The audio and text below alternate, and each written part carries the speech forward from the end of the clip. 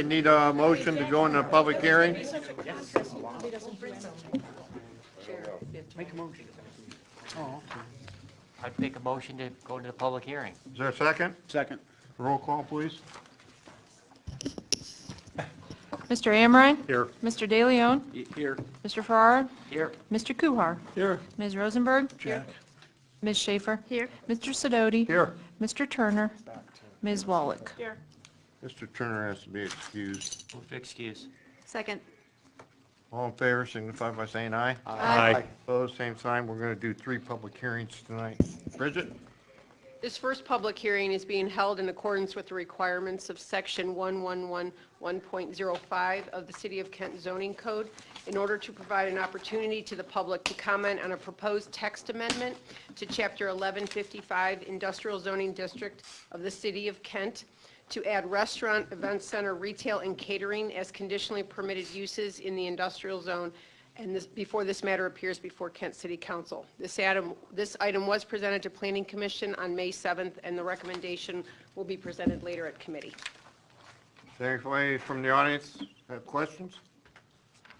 If not, that part of the public hearing is closed. Next, Bridget? This second public hearing is being held in order to provide an opportunity for the public to comment on a proposed substantial amendment to the City of Kent's program year 2018 annual action plan submitted to HUD.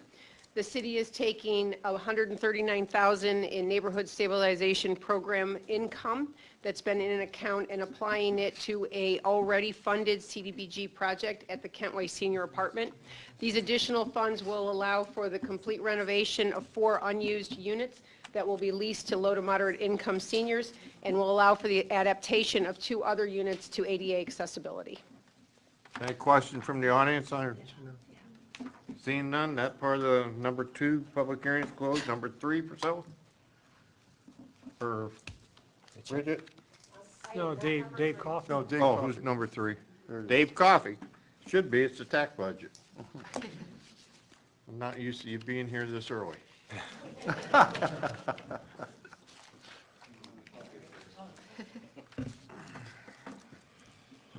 Yes, the city's 2020 tax budget has been submitted to the Clerk of Council. It has been advertised for availability to the public. It's required by the Ohio Revised Code. Any questions from the audience? Seeing none, that number 3 is closed.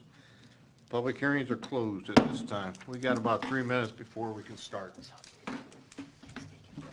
Remind Mr. Amrhein has the first committee. Yes, I'm going to open the Health and Safety Committee. The first thing on the agenda is consideration of a ban on conversion therapy for minors. Yes, and you recall, Council put this into committee. There seemed to be a fair amount of discussion and interest in the topic, and I know actually coincidentally since that time we've had a couple of letters from folks in the community and a couple from Kent State too that are equally interested in seeing the city pursue a potential ban on conversion therapy for minors. So Hope has taken a little bit of time to take a look at some other communities and come up with some draft language. We did share some of that language with some of the folks in the community. They had some suggestions, some of which Hope could consider, and others she can explain maybe that we're just not able to do certain things. So I think with that, you should have it in your packet, so I'll let Hope kind of carry you through. Instead of reinventing the wheel, I did take a look at other communities around the state that have already passed conversion therapy bans. I looked at Athens, Lakewood, Dayton, and Cincinnati, and this version is basically what everyone is passing around the state. We did make a few changes that were requested by the LGBT community, and a couple of requests were like to take out mental health professional and just call it professional.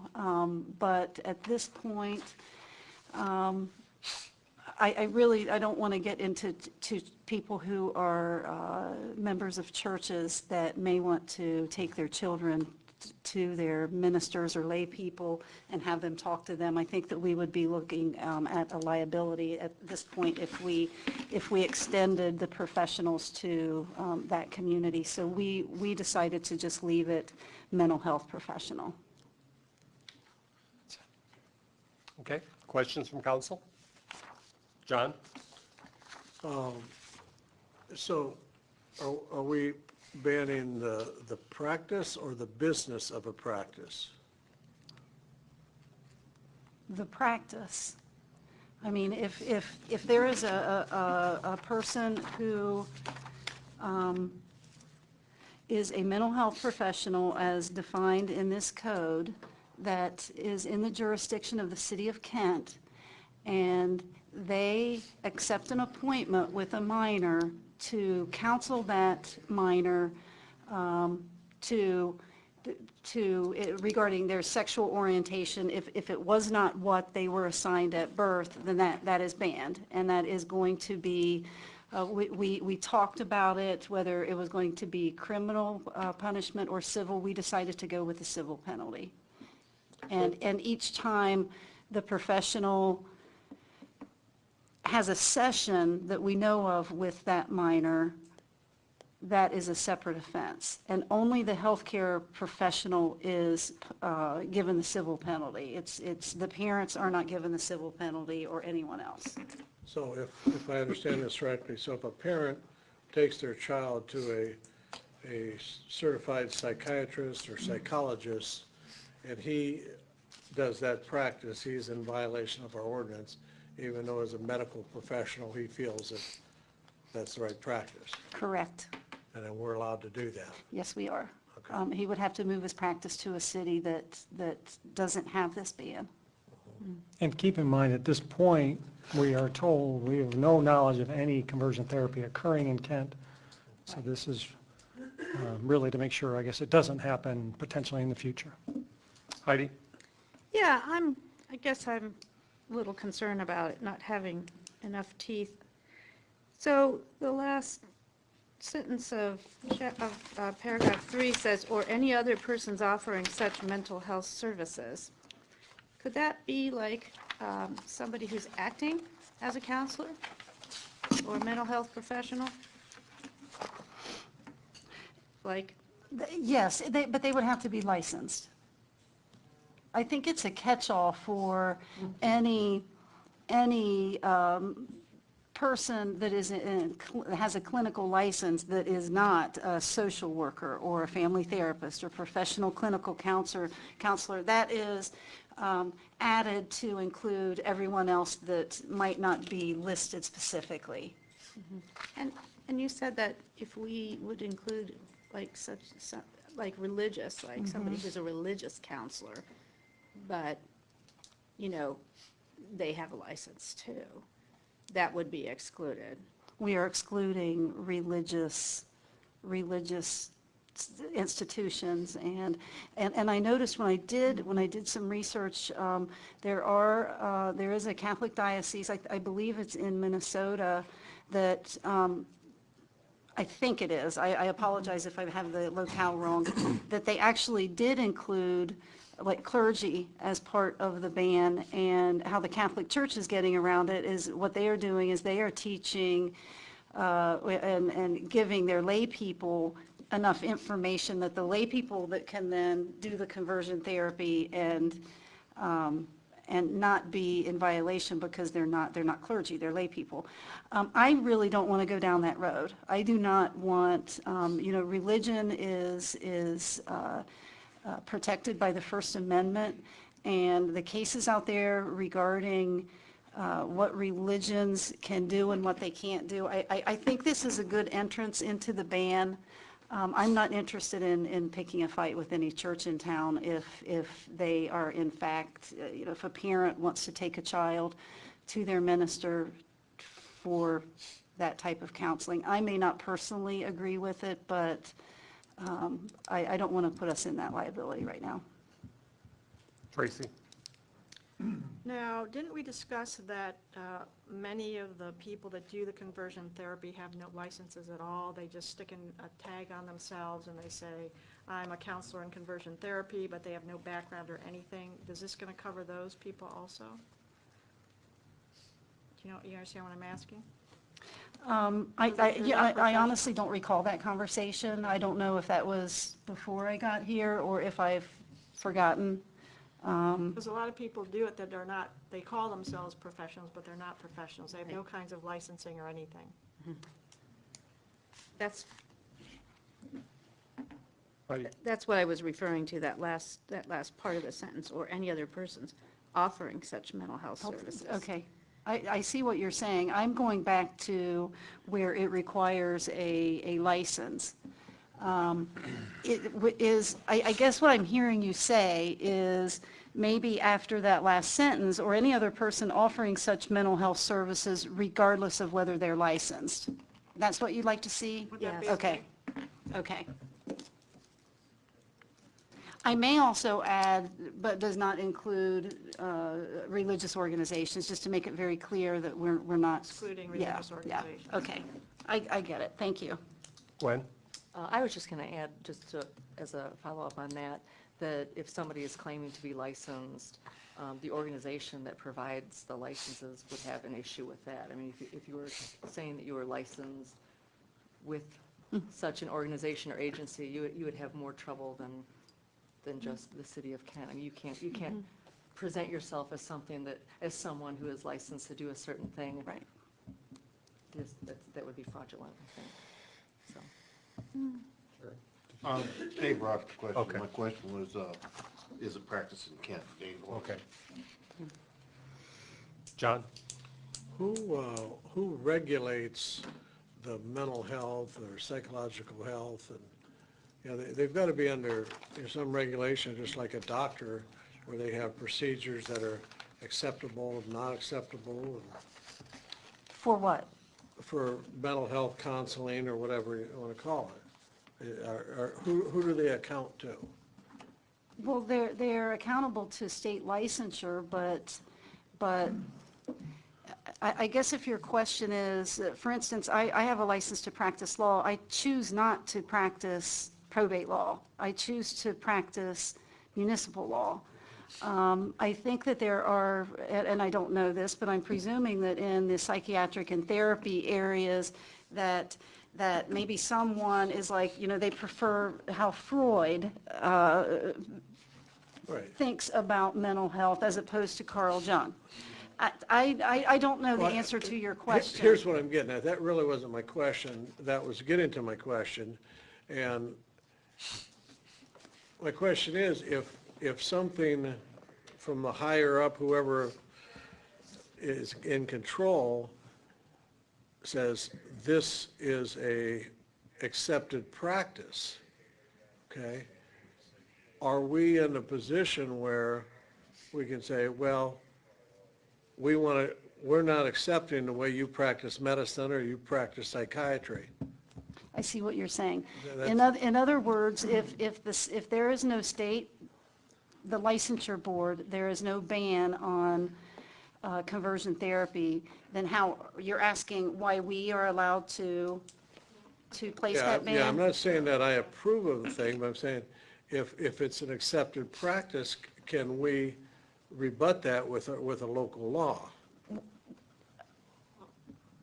Accepted practice, how? I mean, By that it hasn't been banned. whoever's in charge of the mental health. You know what, people. I don't know that much about the psychiatric. I don't know anyone.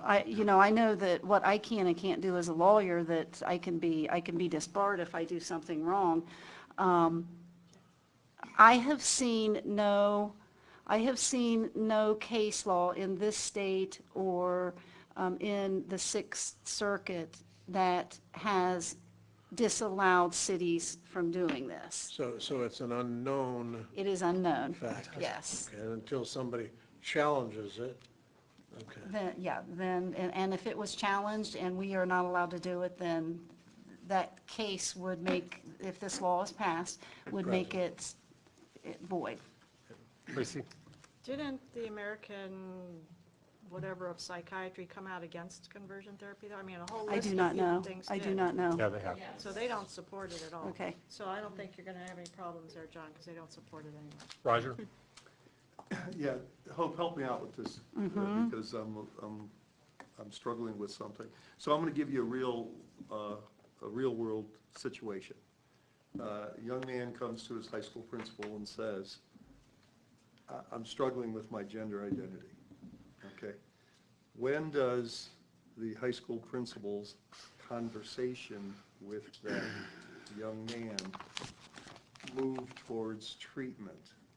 In other words, can that be construed as treatment if in fact they have a conversation with a trusted adult, maybe not trained to be a counselor, but certainly someone who, they're confident enough to come and ask and talk about it? When do those conversations outside the family in a different licensed person, when do those get construed as treatment?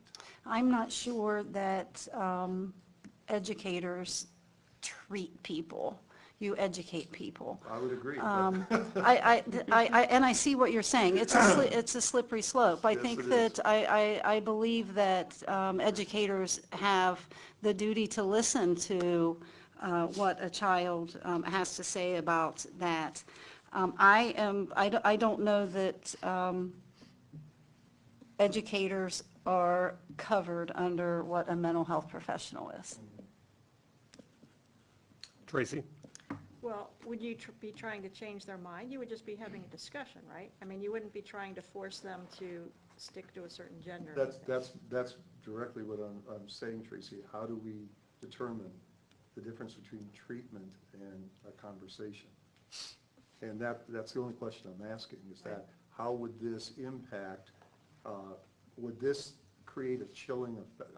I've been in favor of this, but will this create a chilling effect for those people who care deeply about young people, who provide, for lack of a better term, backyard psychological services? Because that's, in fact, sometimes you feel like that. They come to you, they trust you. When does that become, how do we make sure that those people don't quit talking to Okay. young people because they're concerned about? If you look at the definition of sexual orientation or gender identity change efforts, I just don't think that educators or next door neighbors or your uncle or religious lay people are covered by that.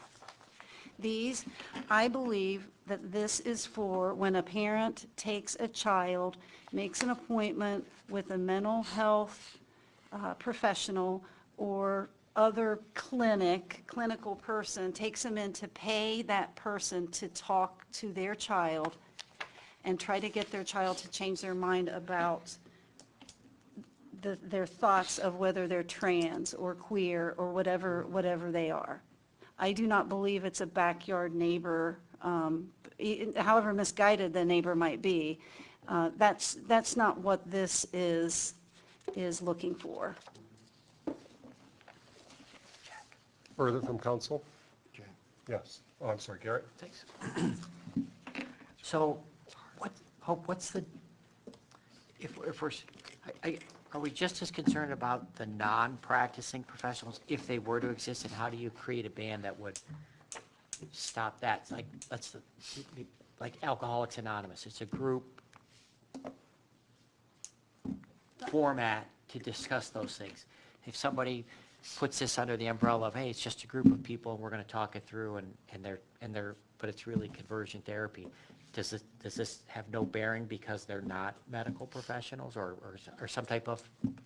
Are you talking about like a cult situation? No, where just, I mean, it's, I'm not I'm kind of like, oh my gosh, this is, Yeah. we can't keep people from being racist. We can't keep people from thinking that the sex you were born is the only sex that you're allowed to identify with. This is aimed at the medical and mental health profession to keep them from harming our children. If a neighbor, if a group of people in a church get together, that's not what this is aimed at this point. We're not there yet. Okay. So Thank you. go back to one of her earlier statements, which was, this is a good starting point. because these are great questions, but it's really hard to kind of create every scenario and build that in at the front end. So we sort of, let's get started with something and we can then work with that. Okay. Further? Anybody from the audience? Mr. Myers? Name and address, please. My name is Christopher Myers. I live at 220 East Elm Street, Kent. And it seems to me that what you're trying to do here is tell mental health professionals what they can and what they can't do.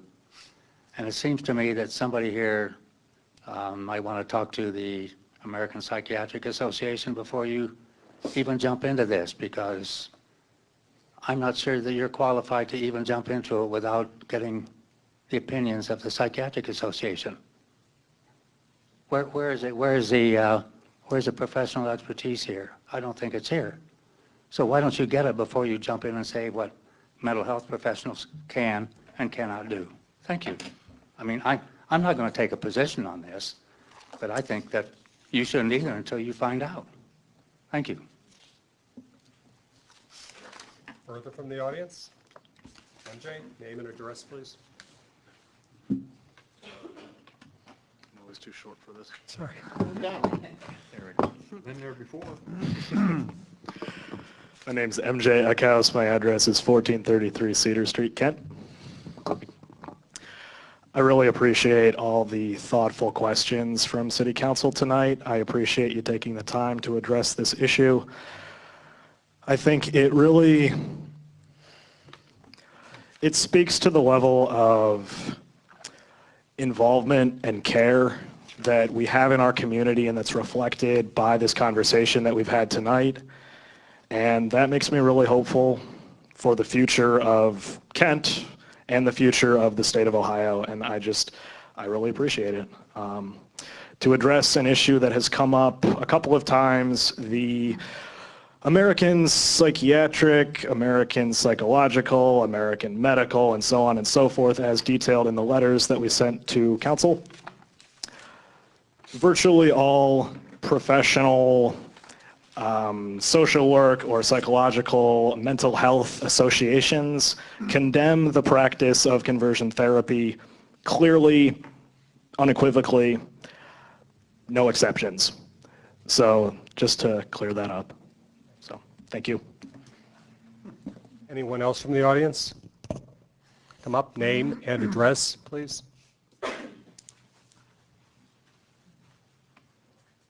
Hi, my name is Jennifer Tabor. My address is 1538 Morris Road, Kent, Ohio. I just wanted to say that I am in the psychology department at Kent State University. I am happy to connect anyone with professionals in the psychology department, our clinic director, our chair, any of our clinical psychologists who would be more than happy, I imagine, to provide a professional statement. I don't know if anyone here has talked to anyone in the psychology department or if we, as a department, have provided a letter, but I am sure we would be happy to do so. My sense is also the American Psychological Association is not okay with this practice, and so I am very glad to hear that Kent is considering this ban. But yes, so happy to connect whoever with the psychology department and clinical psychologists who could speak more to this issue. Thank you. Thank you. Appreciate it. Anybody else, please come up, name, address.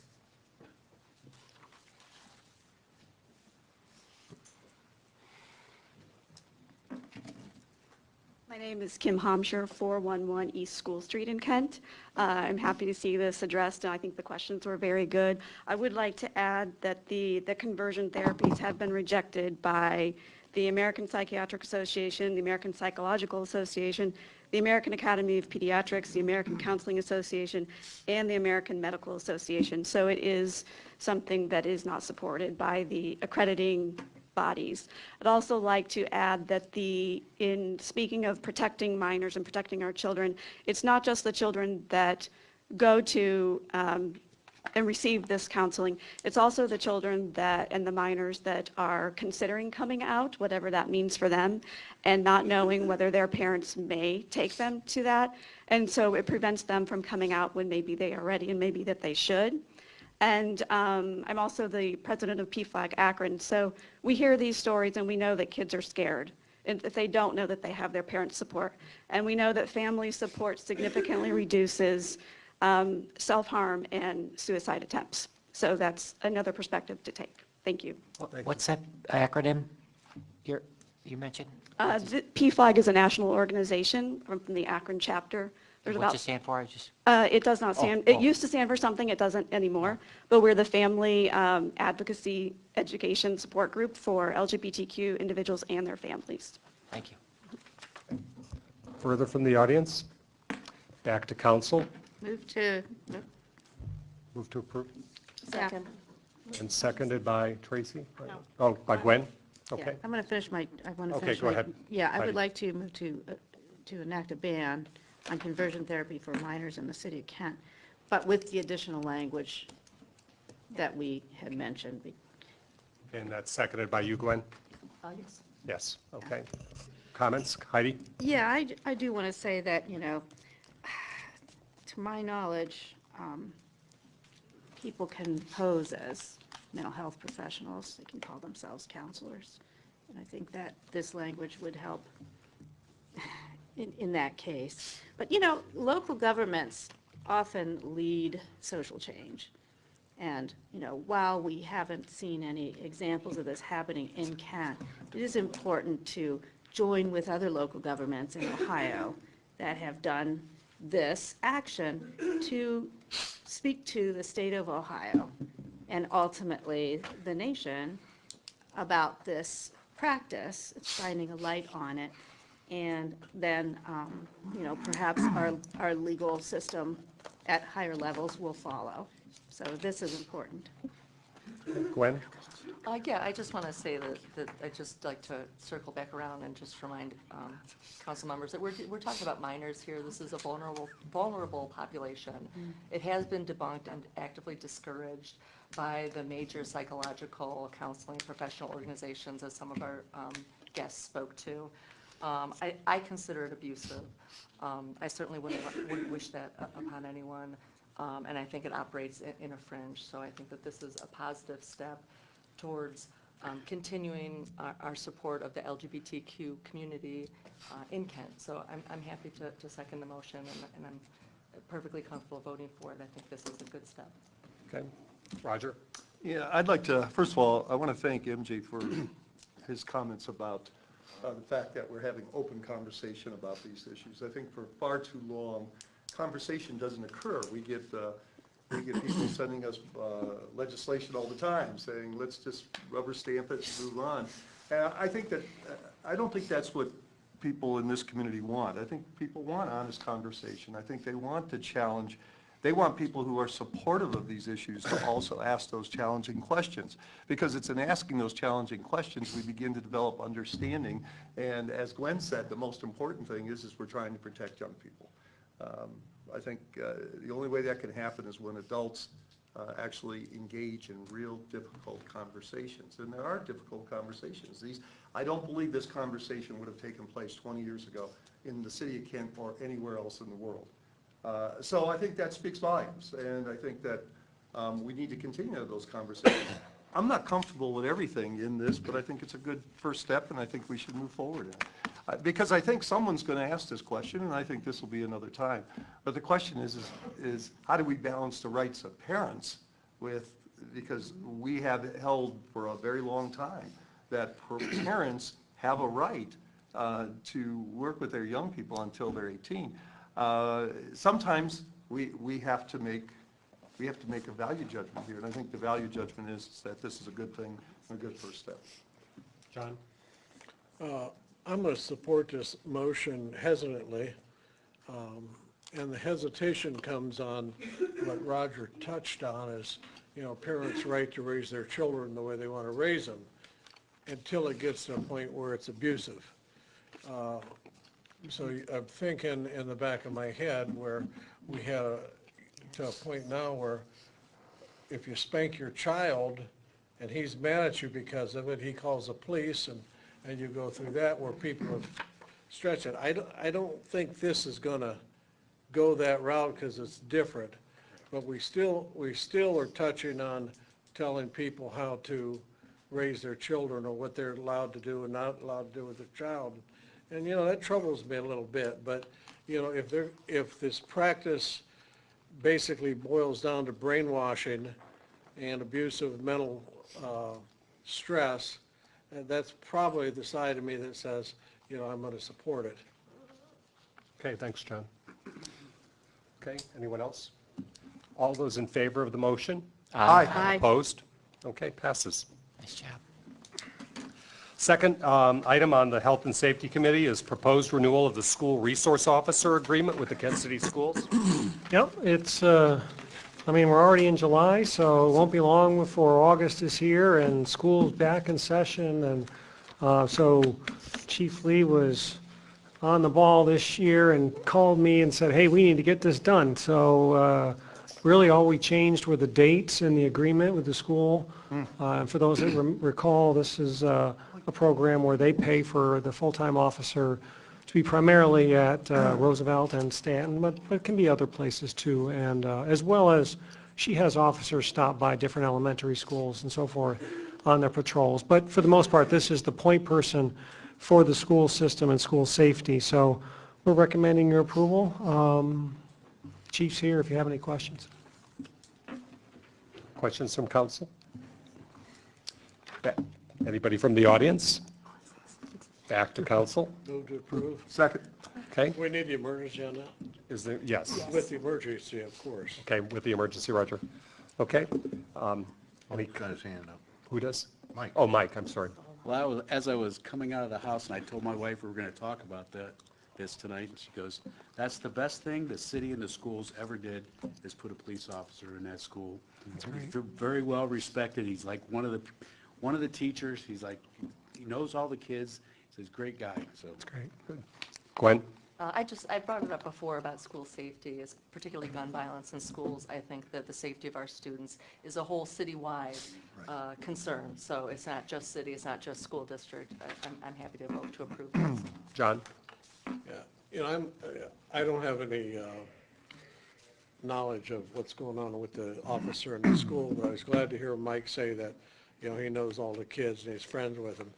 Because other than an armed guard there, we do know someone that, the kids, we do need someone that the kids can feel comfortable with, and when there is an issue or a problem where, if they're a little too hardcore, they might not want to tell them if there was an issue. Okay. Roger?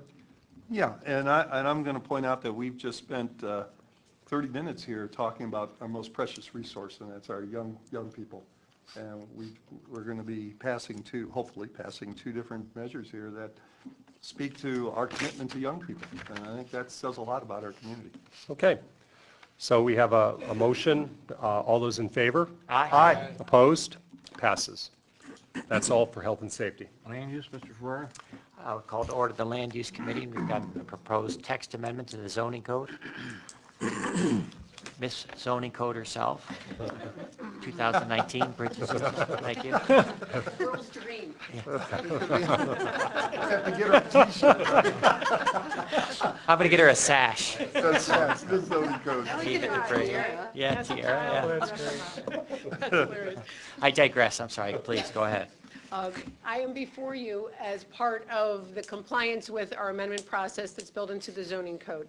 I would like to begin by saying the applicant has withdrawn their request for this item, but because the recommendation has gone forward to council, we do need you to vote on it. The Planning Commission heard this on May 7th. The applicant was asking to add restaurant, catering, and banquet facility as conditionally permitted uses in the I. This was precipitated on the fact that she had put an option on the property at 500 VFW Parkway, which is the old VFW Hall. She put the option on the property with a contingency on the zoning. The Planning Commission reviewed the case and voted to make a recommendation not to approve the amendment. And I will like to elaborate a little bit on that Planning Commission discussion and staff's support of that recommendation. Zoning is not about a specific building, And when you make a change to accommodate that, you establish a precedent that plays forward. The VFW is in existence actually as that fraternal organization because it was included in the I district to allow for the facility out on Mogador. So we need to remember that addressing a concern now plays out in perpetuity. So while the applicant did withdraw, that is also a factor you need to consider. Planning Commission recommended because they do not believe restaurants and banquet facilities belong in the industrial zoning district, and staff would support that recommendation as well. Ms. Wallach? It says in our packet that the planning commission voted in favor of the proposed Of text. not, no, it's supposed So to, it's that's supposed to be, incorrect, then. yeah, that is, I didn't see the city manager's communication, it says that in the packet. Yeah, it said they voted in favor, and it says that No, they voted, they recommend council's approval. well, council approval of planning commission's recommendation to not amend the zoning code. So we always do it in the affirmative. So the city manager's communication is correct. It's just that they want you to basically vote in favor of their recommendation, which is to not amend. Sorry about that. Double positive. It's like Yeah, a double that's okay. negative, but a We double did that too, positive. Yeah, and the motion was, yes, it's fine. Anything further? Just Ms. listen to what Wallach? she said. Ms. Wallach, anything further? No. Ms. Shaffer? Yeah, I guess I'm concerned, and I understand we're not talking about a particular, well, we're not talking about particular property, but that does quite limit what can be done with that particular property. They could put a daycare center there, though. Not necessarily. The American Legion, conditional, for example. conditional. Yeah. Right. The American Legion, for example, is the one that set this precedent, so the VFW could happen in the industrial.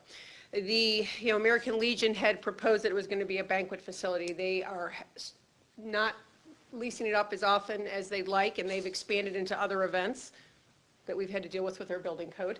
But the VFW has a kitchen that can be used, for example, for production. We actually met with another potential buyer of the property just last week. They want to do catering for service off the site, which is fine. Production is an industrial, you can produce food in it. The problem is they cannot utilize all the space. So the space that was set up with the bar area and the dining area, they came in thinking they could turn that in and meet the definition of an intensive recreational facility, which for those of you that don't know what that boring zoning code means, that's putt-putt, bowling. And so they were trying to tell us if they put card tables in there, I'm like, looks like a duck, sounds like a duck, it's a duck. I mean, you're putting card tables in and serving beer and food, it is a restaurant. So we told them they couldn't. However, what I mentioned to them is, but you have all that space and a restaurant, find another partner. There's a startup bakery that maybe needs production space, or a startup popcorn facility that needs to share a cooler or kitchen space. His light went off. He's going to go and try to find a partner to lease some of that space and help with some of those costs. And it would make sense to have basically those shared uses of food production working together. Yeah. I even told him even maker space. It doesn't necessarily need to be food. There's other people that need open space that they can produce. They can have deliveries come in and out. As long as whatever's produced is going off-site, it would meet that criteria. So he is going to look at trying to explore that option. So the problem with allowing it to go per building is we're going to just create this situation in another property, and we set a precedent. And the one thing we don't want to do with that is put things in the code that down the road our fellow future council people or staff are going to have to figure out how we're getting a round peg in a square hole. And that's what we're doing right now with that VFW. Things don't last in perpetuity. Further from council, Ms. Shaffer? Yeah, so that property wouldn't be able to be rezoned because it's not contiguous? It could be rezoned if it were to something that was adjacent to it, yes, it could. But then you're creating a situation, not quite spot zoning, but then you're leaving two industrial right by an RC and an R3. So now you are basically, maybe you joined that parcel with an adjacent one, but then we're creating a situation where the city is almost violating its own rules. Spot zoning is something we avoid. We try not to do it. And basically, by going and approving a change per parcel, you are actually doing almost the reverse and creating spot zoning by shrinking that district. So follow up. So you see this as a buffer zone, kind of, it sounds like. But oil and gas extraction might be able to happen on there. There's lots of things that would turn that property into something not Actually, there good is an for- active natural gas lease in place already, and that can stay. Actually, natural gas extraction and water and other types of extraction can be done in other zoning districts too, so that would not preclude this.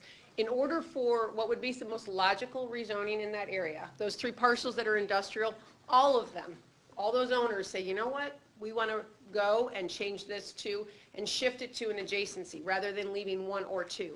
The challenge with that is you do have the impound lot that's there, and as long as that ownership in that parcel is in that situation, it is probably not going to happen. There is the other industrial parcel, which is basically just green space now. It is zoned industrial, but it has not been redeveloped in any way. So that potential is there down the road, but it's definitely not right before us now to change all of those to the, unless all 3, if all 3 of those property owners were to get together, which actually the rezone to the R3 that's on the other side of the street, that was actually driven by the residents that went to the planning commission and then came before council for that change, because they wanted that whole side of the street and that all of them come and ask for that request. Further, Mr. Kuhar? Is Longmire and 59 there, right at that corner, is that part of that zoning? I would have to see my map, but I don't believe so. Right where Haymaker and Longmire come together, there's a southeast corner. Company there, heating? Yeah, that is. We had a zoning map in here. We'll have to I guess look my back. question is, what would be wrong with a little restaurant or pub in the middle of an industrial section? Well, I can use an example here. We actually have a use similar to that in an industrial already, and another one that potentially may be coming through that just got variance requests. Madcap is actually in the industrial, but it is production.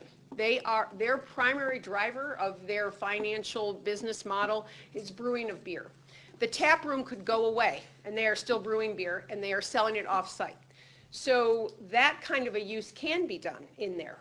Weiss Motors, which is right there at the end of Fairchild, I've been working, there's a group working together of community representatives that are going to be doing the same thing there, making it a microbrewery. But the primary driver, when we met with them and talked to them, was because they were talking about having food brought in from another restaurant and served inside by staff for the microbrewery. You can't do that. Madcap, you can get food at Madcap, but it's just stuff you bring in, or it's a truck outside. They have no involvement financially with that process. So their business will run, they will produce that beer regardless, and that's the same. So something like that could go in there, but you don't put something in the industrial where you have basically food service and food consumption on site. It's not a model that I've ever seen in an industrial zoning district in really any community. Creating, like I said, the catering facility where you're producing and serving off-site, yes, absolutely, but that's production. Yeah. Other Well, questions? The reason that I brought that up is, at my doctor's in Pittsburgh, and you have all commercial industrial offices and doctor's offices and factories and warehouses, and here's a little Applebee's type business right in the middle, and everybody's streaming out of these businesses for lunch rather than getting in their car and driving 5 miles. And obviously it's been there for the 5 years that I've been gone, so it's successful, and it's driven by by the businesses around it, and might be a reason for a business to want to be there. Fatheads, for example, in Akron, if you've ever been there, it is in the middle of an industrial area. It is production. It is a brewery, and they do offer a little bit of food in their tap room, but their primary driver is the production of the beer in the warehousing. And what we're basically, the model that Planning Commission and staff is recommending follows that same model that other communities use. And Spaghetti Warehouse, are they still in business? The Spaghetti Warehouse in Akron, I can tell you that is definitely not in the industrial district, because I used to work down there. That is not. That's not industrial? That's not really relevant to our issue here, so let's move on. Further questions about? Questions from the audience? Back to council. Move to approve with Second. emergency. Further discussion on the motion? All those in favor of the motion signify by saying aye. Aye. Those opposed say no. Thank Motion you. passes. Thank you. And then we have one more issue, which is the proposed easement agreement with Dominion Energy. This one should be very quick.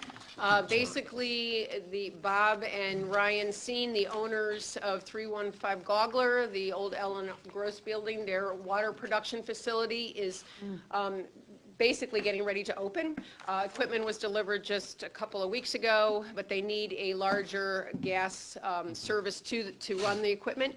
And in order to tap into it, they need to cross the city's property that's on the other side of Gogler. So this is granting them an easement so Dominion can go in and put the line in that they need to run the facility. Questions from council? Mr. This is, Rosenberg? this is the easement specifically because of city property, it has to go, okay. Correct. It has to basically, they have to get it from Manaway to Gogler. Okay, just, thank you for clarifying. Yep. Further from council? Questions? Mr. Kuhar? Now, with this gas line easement, would that limit any construction over the section where the easement is? Well, actually, you know where the new parking lot went in that the city owns but was redeveloped by the Scenes? It's that grassy area right next to it, so we would not be doing that. So it's, basically, it is developed. Further from council? Questions from the audience? Back to council. Move to approve. Second?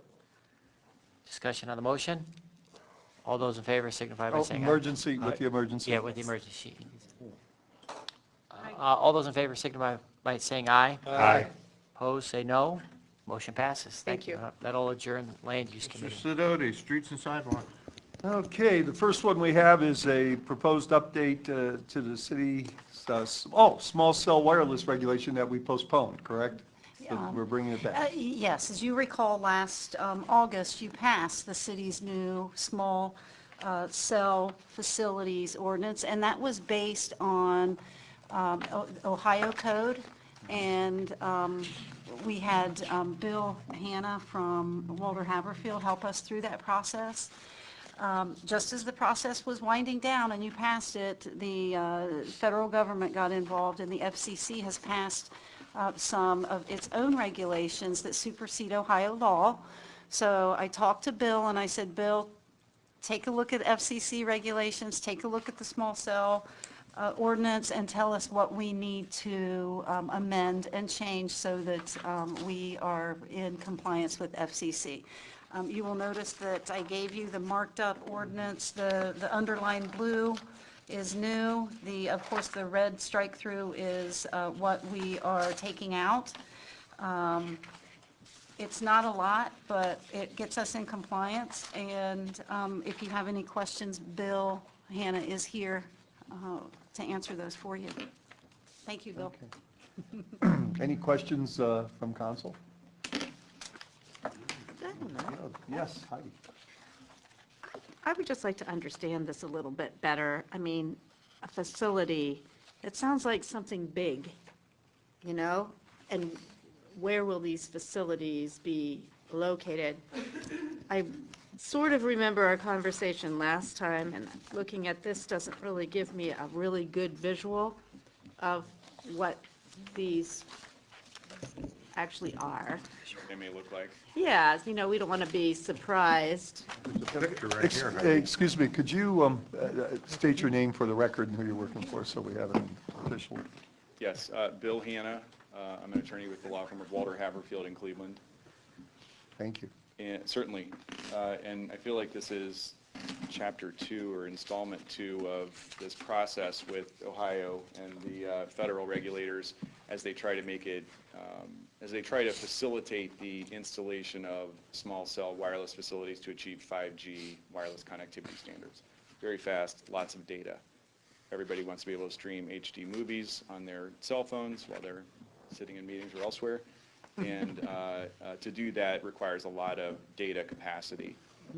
The small cells, which are a type of facility, and I'll get to that definition in just a moment, are actually much smaller than some of the older infrastructure that was used for wireless cellular telecommunications. Typically, we thought about towers, very large, could only go in a few places, had very large dishes mounted upon them and other whip antennas and large pieces of telecommunications equipment. The small cells that are covered by the Ohio statute that took effect last August 1st have to be 6 cubic feet in size or less in terms of the antenna itself. All of the related equipment can only come to 28 cubic feet. If it's larger than that, then it doesn't qualify, and so it would be kicked out. And there are kicked out of that regulatory process, I should say. I could certainly provide some photos and photo sims to the law director if people are curious about that. They're typically, again, smaller but not tiny. And one of the things that the original small cell ordinance tried to achieve and that the updated small cell ordinance tries to preserve and enhance is the ability to manage where they go in the right-of-way, where they go on the poles, and where the additional equipment goes on the poles and on the ground, and how it could be concealed with landscaping or shrouding or otherwise in order to allow the deployment of these to go forward as the law permits them to, but to allow communities to protect their business districts, their residential neighborhoods, and so forth.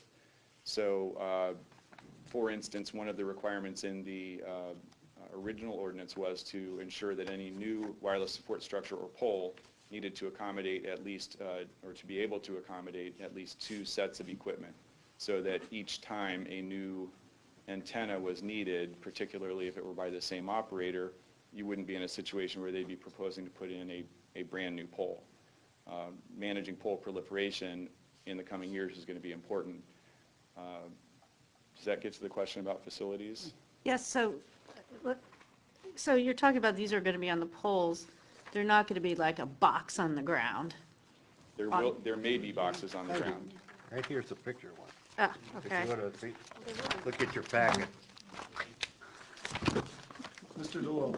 But there will be boxes on there.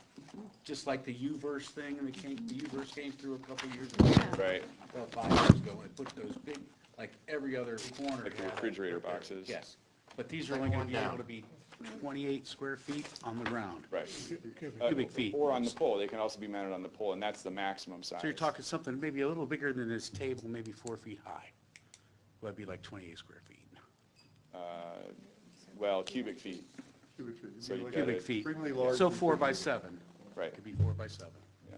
Okay. And that's all of it.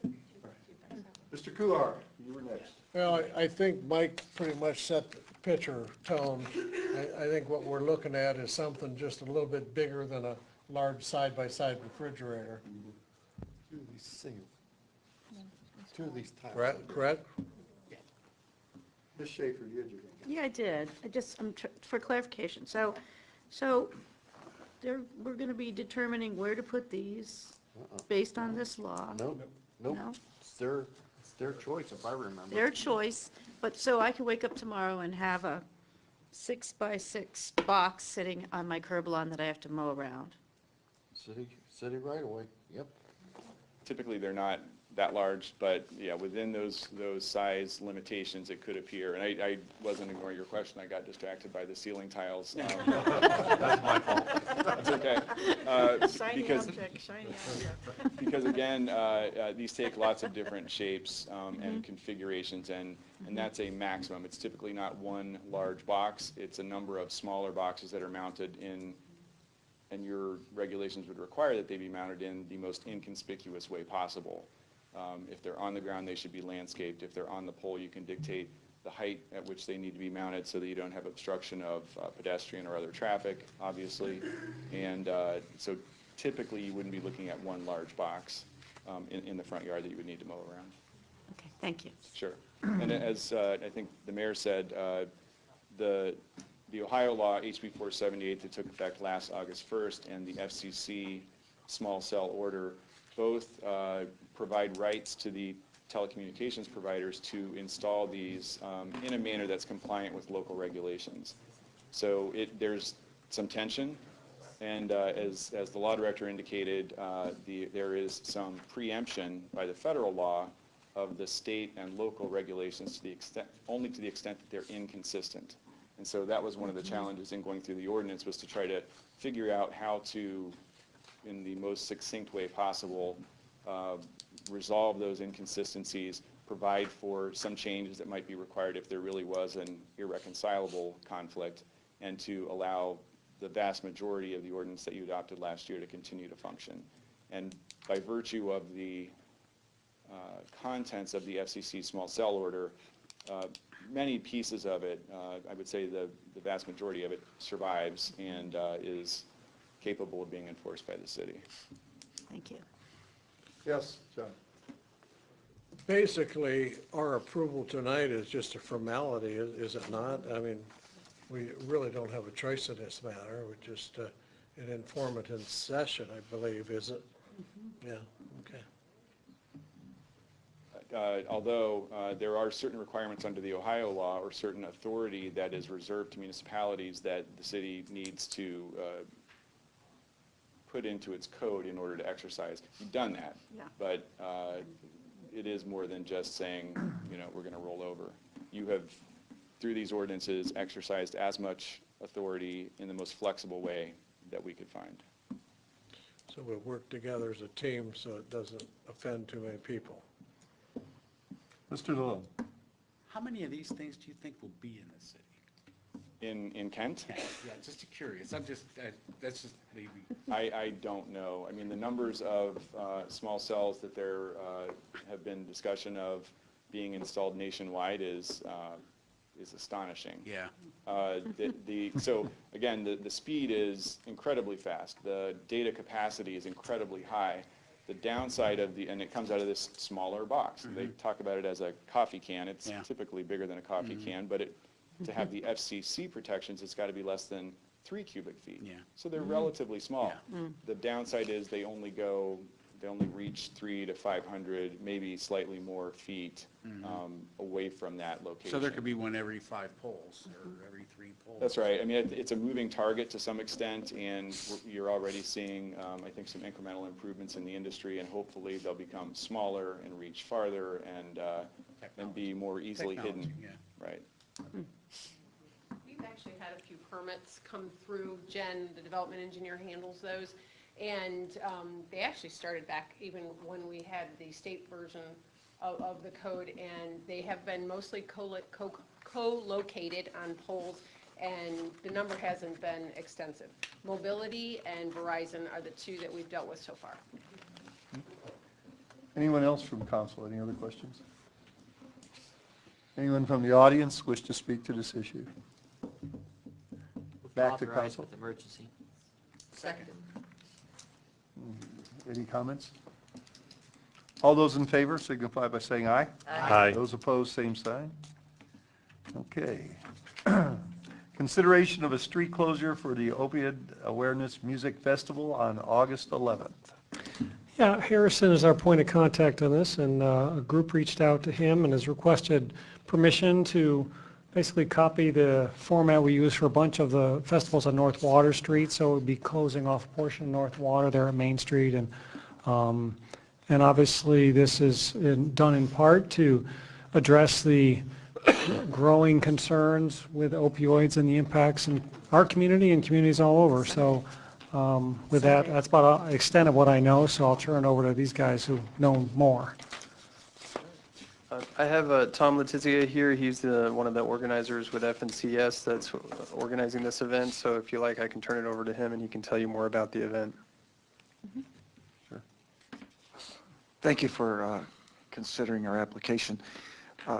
We've gotten together with Family Community Services out of Ravenna, and they cover Kent, Akron area, a huge part of this area.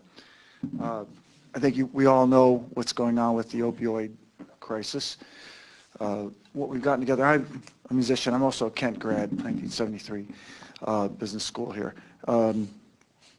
We're having 8 bands and 7 speakers, about 10 different agencies will be on the street. We'll have food. We've done a lot of prep work, and we'll continue So any questions that you might have, we're expecting, anywhere between 1,000, 2,000 people. We'll be, actually, music will go from noon till about dusk. We'll have a ton of volunteers. We'll clean up. We'll do a lot of, the prep work. I've been involved in a lot of the festivals and the occasions here. My band's in the Kent Blues Fest. We were in the Grill for Good. We're working with Maryland Sessions and Amina Hall.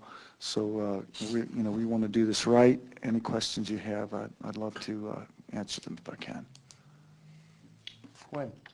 On the map that you have of it, and this might be a question more for Harrison, the portion on Main Street that's closed, is that vital to the festival, or is that just kind of how we have been doing it? I hate to cut off traffic. They do it for Real for Good. I just wasn't sure if there was like a logistical or safety reason to have that portion of Main Street closed off, or Good point. Well, so far, we've just been going off of the Grow for Good map, so that's how they had it in the most recent event, so that's how we kept it. I assume that you could put all the 10 agencies that they are having on North Water Street, but if they're planning to have food vendors, that might be a little bit more than what could be covered on North Water Street, and that would be the spillover area on West Main Street. So depending on how many vendors they have, I would say. okay. And, quite a few attendees. So we'd like to have the extra space if we could. It'll be exactly like Grill for Goods, event. I just out of concern for downtown businesses, as the number of the events and festivals increase, the downtown area businesses may see, traffic disruptions and things like that. So that's why I asked the question. Thank you. Other questions from council? Yeah, I have a concern, seeing I was part of all 10 of the Grill for Goods. There's a lot of vacant space on North Water Street that they could have taken the 3 booths they had on Main Street and put them up there to let that intersection for traffic flow. I don't know, unless you're gonna be bigger than Grill for Good, I don't see it. I think it will Just be- my viewpoint. Sure. I think it will be bigger. It would be possible to expand a little bit past Columbus. If we need to, we may not need it. But Gwen brings up a good question, that traffic flow that we keep blocking off there. Sure. And if we're not using it, enough, Yeah.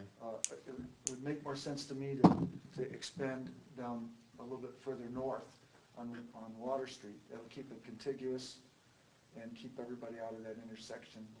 I think what you're doing is great. I think we ought to do it. It's just a question of, Let's do it right. yeah. Make the most sense. I would mention that next year, with all the construction work on North Water Street, a lot of the configurations for events are going to change. So if we do decide to move it all on North Water Street, then odds are they'll be back here next year with another map layout. So I think. But then there's a year after that when it's all done. That's true.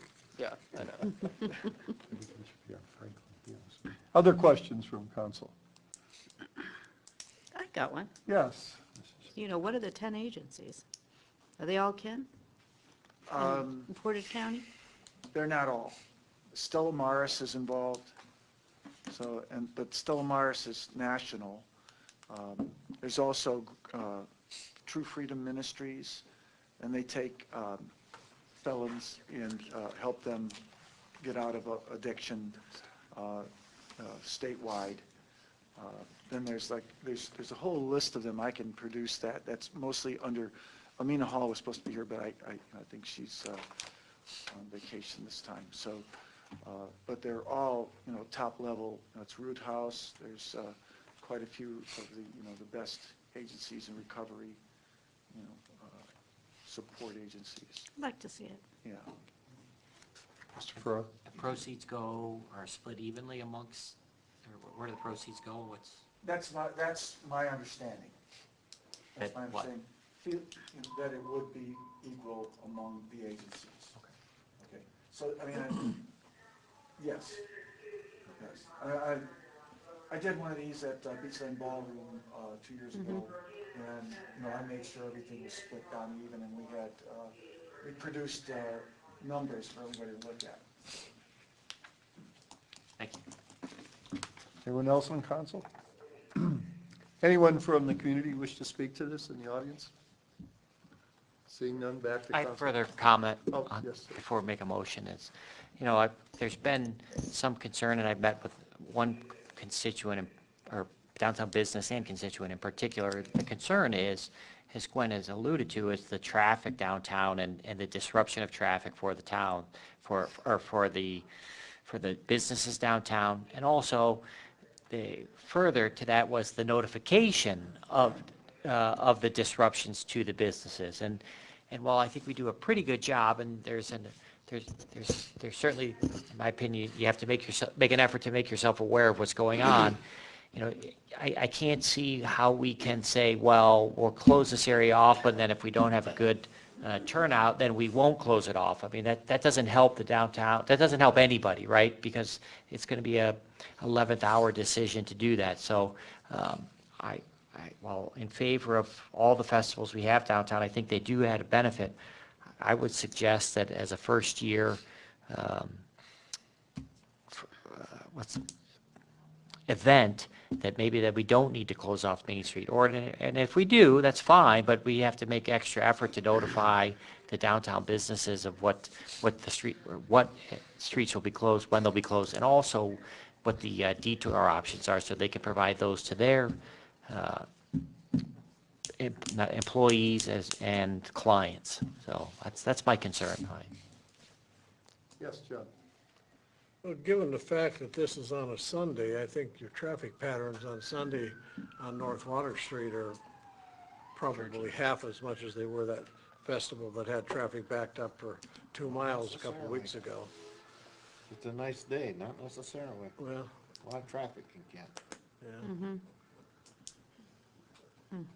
What's the possibility of extending down Water Street, and just leaving that intersection open except for Water Street? Could we get a few more blocks? We may not use them. You don't, with these kind of things, you don't know exactly what you're going to get. I would bet that this will be significantly bigger than Grow for Good. They will Big make a bands. motion. I would make a motion to approve the application and have the layout and street closure contingent upon response and participants by a certain date. And I'll let the staff decide when they want to make that decision, but it should be with enough time to be able to make the necessary changes. Oh, is that a motion? That was a motion. Second. Any other comments? No, I think we've said enough. Mike? Like to amend the motion? Mike, do you have a comment? No. John? Like to amend the motion to include that we have some system of proper notification with enough time, for people to be aware of it. 2 weeks ahead, you think? Yeah. I would think that. Our response in social media has been robust. So, it looks like we're going to get. Yeah, you can't speak during a motion, but that's a good suggestion. I'm sorry. We'll include that to the amendment. So you want to make it 2 weeks? Yeah. You want to make it 2 weeks, John? Anyone want to second that amendment? Second, sure, I'll second, why not? Okay, we have to vote on the amendment first. All those in favor of John's amendment to the first motion? Aye. Second? Aye, sorry. Yeah, we're all seconding everything. Okay, so now we're voting on the first motion for the approval of the. Amended. As amended. So all those in favor of the first motion as amended? Aye. Those opposed, same sign. I hope we have to close Main Street.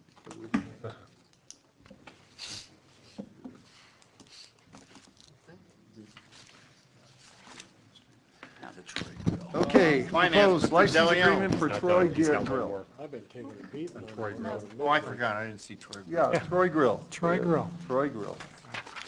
Yeah, speaking of downtown businesses on Main Street,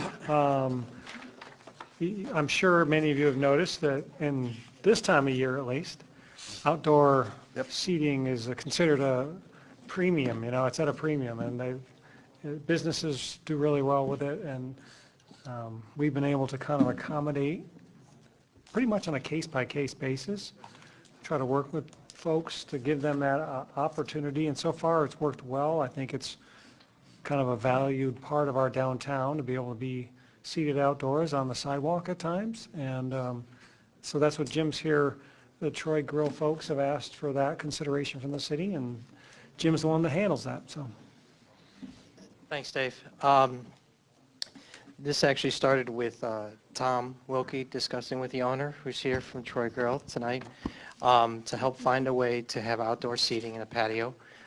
Luckily, we have generous sidewalks in many areas throughout the downtown. So we worked with the owner to find the best sort of layout to accommodate them, and we were able to find that where we still provide an adequate walking area around the patio. They get 14 seats outside on the street, and there's no utility conflicts or no obstruction for our use of the right-of-way. So we're requesting your approval to execute that license agreement with Troy Grill. Any questions from council? Mr. Kuhar. Will this just be to facilitate smoking, or is this non-smoking?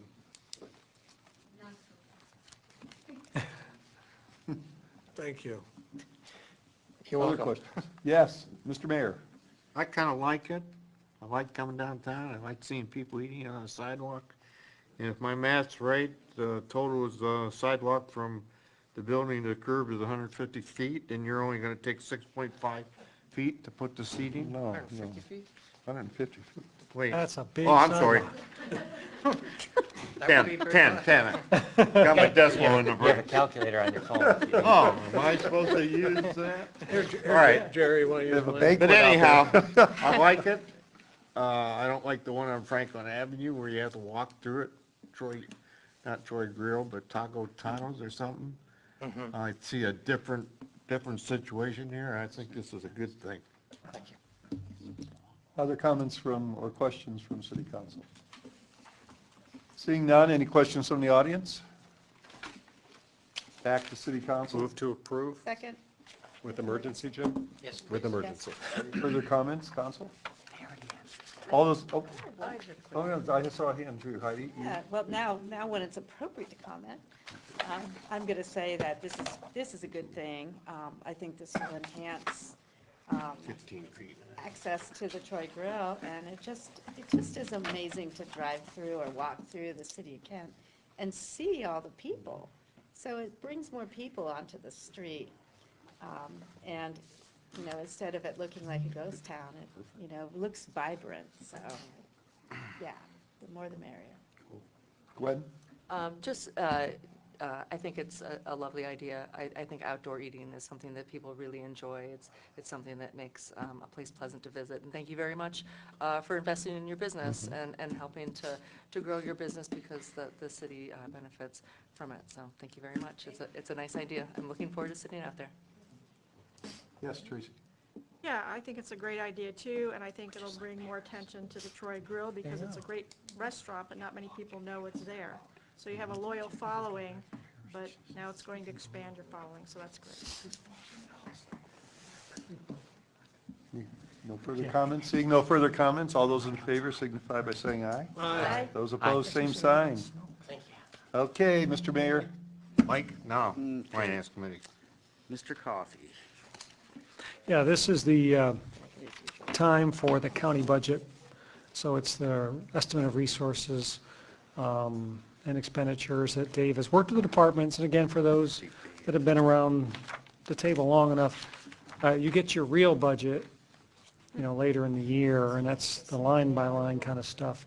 This is really at the gross level, but it sort of creates that, we have to file it with the county, and that gives us the authority then to sort of move into our own budget process. So Dave's ready to get your authorization to do that once again. He doesn't even have to say anything now. Up to you.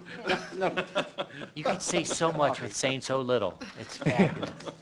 It is the annual housekeeping process by which, as Dave said, where we submit our preliminary budget to the county, which gives them our demonstrated needs relative to the existing tax structure that we have, or whether or not we're requesting any change in that tax structure, which we are not.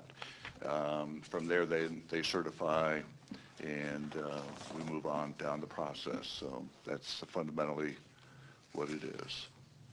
Questions? Heidi? Yeah. I can't tell what are we projecting that our budget's going to be, like the total? Or do we have a total? Is it just? I'm sorry, What's the projection for the total? Is this spending or is this just relative to revenue from taxes? This is both sides of the balance sheet, basically. We're projecting our anticipated revenues for the year, and we're also projecting anticipated expenditures. What would our expenditures be? And did you add it up? I'm just curious. Actually, I don't We know. were- We were over 50 The structure of this million. doesn't lend itself, it's not like our annual budget process where we have a summary page and so forth. They're all individual fund accounting is what it is. But what I can tell you is it largely mirrors our existing budget. Okay. Further questions? Anyone in the audience? Back to council? Move to approve. Second. Discussion? All those in favor? Aye. Aye. Oh, you need the emergency on that, didn't you? No, it's automatic. It's automatic. Isn't it? I think it's That automatic. is automatic, isn't it? Emergency automatic. It's, emergency's automatic on that. It is, Yes. yes. And you're authorizing it to be Yeah, it's automatically. finalized on the 17th. All right. Well, city band renewal. What's a band? Bond. Bond. Doesn't say that on mine. I know it. That's my Go fault. ahead, the bands. I misspelled a word. So my next, Extremely. I was wondering what that one was. Is that okay, Don? Look, he took the pressure off you, though. It has band I on here. remember Bond. saying it was emergency. I'll take it.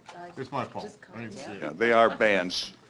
Bond anticipation notes is what that stands for. It's the acronym for that. So basically, as I outlined in my June 26th memo to the city manager, I am requesting your authorization for 4 separate ordinances that will support the refunding of our existing debt that are in one-year notes.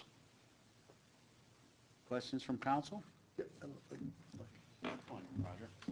So, Dave, if I'm looking at, for instance, the current principal on these 4 different notes that we have, so if I add those all up, that's our total indebtedness in the city at this point?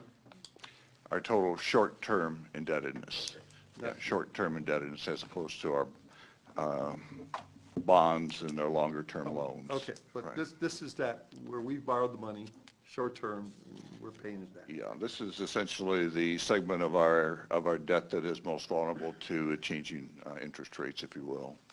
But fortunately, that has been a pretty positive picture for us for some time now. Further? Anyone from the audience have any? Back to council? Move to approve. Second. Discussion? All those in favor? Aye. Passes? Thanks, Dave. You know, it's probably Jim's turn. But he's waiting to see if Dave's going to handle it for him. He's just upset that he's got bumped below Dave. Yeah, he's, So if Jim will present some of the requests for OPWC, and each year that's sort of a process that we go through internally where Jim presents a bunch of options, and like most things, there's never enough money to cover all the things that we would like to do, so it's a prioritization process and a sort of a narrowing down process to decide, which is most needed, but also which projects are most likely to get funded, because it doesn't do a lot of good to apply and not get any money. So that process has occurred, and Jim's back here with a list, and I guess if we're successful, it means it's that much less money Dave will put on bonds. So there's a connection here. So hopefully you'll support Jim's projects this year. Thank you. Like David mentioned, it is somewhat of a process, and the key factor is to really match our needs with what the grant sources would like to fund. And it's our needs not based on just what's the whim, but what's actually in the capital plan that's already been approved. So the 3 projects that we have recommended to go to OPWC, all are currently in the capital plan and then have been approved, and they're moving forward so that we'll see a direct savings in those funds that the money's coming from, which would include the water fund, the storm fund, and the capital fund. So the 3 projects are, one being Walnut Street, which is part of the longer-term program with CDBG.